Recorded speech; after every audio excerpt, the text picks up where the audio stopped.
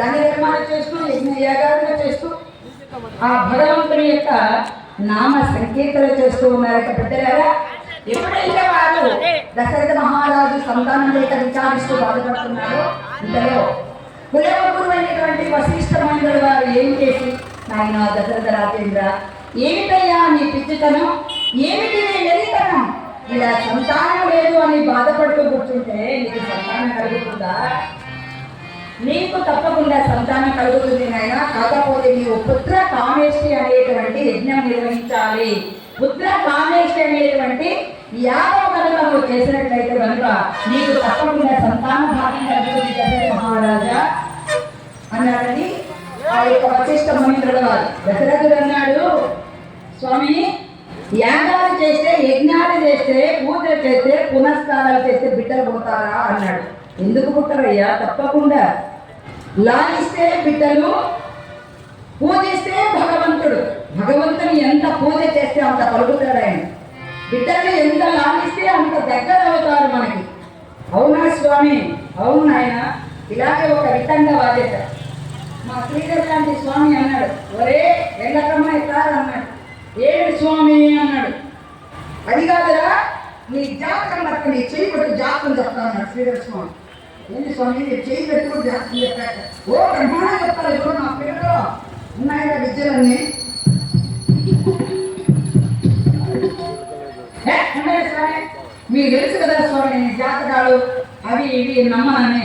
లేదురా, నమ్మాలి.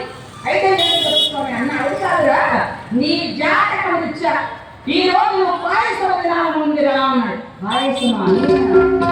ఏమన్నాడు స్వామి, ఈ నేనేంటి పాయసం తినేంటి, అసలు మీ జాతకం జరగడానికి వీలు లేదు కాదు, ఈ జాతకాలు ఇవి నేను నమ్మను అని.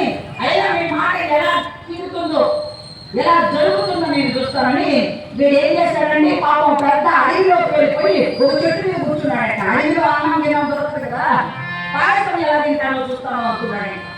ఇంతలోపల ఏం జరిగిందయ్యా అంటే, తీర్థయాత్రకు వెళ్తూ ఉన్నారండి ఒక 10 మంది.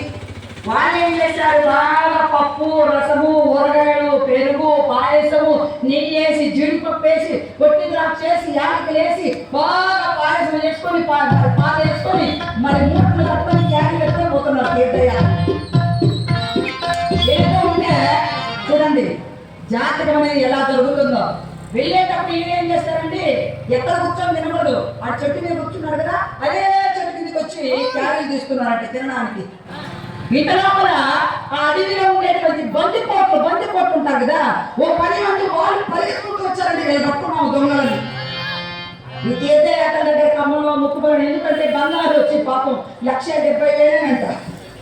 తగ్గిందా? అయితే నేనే మరి ఖమ్మంలో ముక్కుపడిలో డబ్బో గిబ్బో దొరుకుతారని పాపం ఈ దొంగలు వచ్చారండి. వాళ్ళు పట్టుకున్నాము. వీళ్ళు పాపం తీర్థయాత్ర చేసే వాళ్ళు దొంగలు వస్తున్నారు, మన దగ్గర చంపేస్తారని ఆ భోజనాలన్నీ అక్కడే వదిలేసి వాళ్ళు పారిపోయారండి.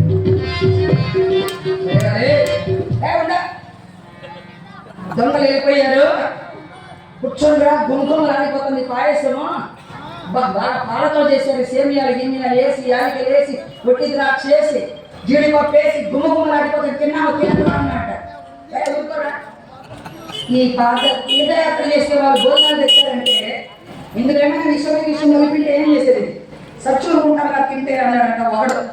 ఇంత లోపల ఎలా ఎవరికైనా పెడితే వాడు బతికితే తిని తర్వాత మనం తిన్నాము అన్నాడు. ఎవరున్నారు అప్పుడే సలసల అంటాడు. చెప్పండి, నేను కర్మ కాకపోతే చూడండి, జాతకం సలసల అంటున్నాడే ఎవరో ఉన్నారో చెప్పాడు. ఉన్నాడు మనిషి, పట్టుకొచ్చారండి, కూర్చొని పెట్టారు. మరి అన్నాలు ఈ పాయసాలు అన్ని తినడం అన్నట. నేను తింటరా, నేను తిన్నగా తిన్నా, పప్పు తింటా, ఊరకాయ తింటా, పెరుగు తింటా, రసం తింటా, కానీ పాయసం మాత్రం తిన్నంటాడట. ఏమంటే జాతకం స్వామి మాట జరగకూడదు. జాతకం తిన్నాము స్వామి ఎక్కడే ఆ జాతకం తిరిగి తింటాను కాబట్టి జరగకూడదు. కాబట్టి నీ పాయసం మాత్రం తిన్నా అంటున్నాడట. ఇది ఇతను వాళ్ళు కూడా ఓడిపోయేవారు. పాయసంలోనే విషయం జరిగినట్టున్నారా, పెట్టుకుంటారు అని ఆ ఇద్దరు పట్టుకొని ఆ నోరు అలా చీల్చి ఆ పాయసం వచ్చినప్పుడు నోట్లో ఇది బలీయమని జాతకమై ఎంత గొప్పగా జరిగి తీరుతుందో చూడండి. అలాగే